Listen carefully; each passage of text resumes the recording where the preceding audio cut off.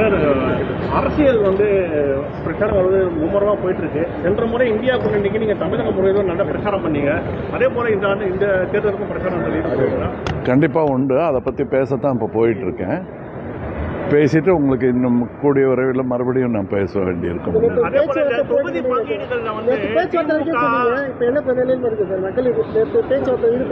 அதுதான் போயிட்டு இருக்கேன். நான் அதுதான் திரும்பி வந்திருக்கேன்.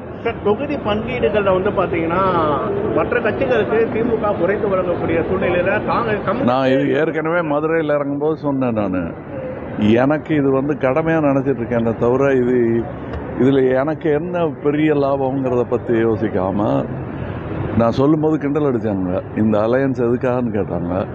இப்போ நாட்டுக்கு தேவைன்னு நான் சொன்னேன். அதே காரணத்துக்காக தான் நான் எம் கண்டினியூவிங் இந்த அலையன்ஸ்.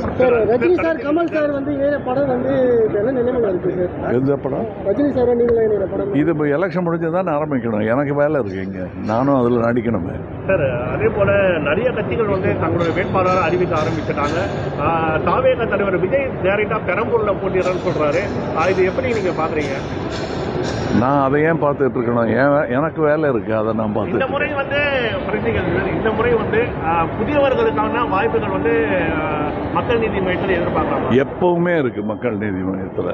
நான் தான் அதில் இருக்கிறதுக்குள்ள பழைய ஆளு. தேங்க்யூ.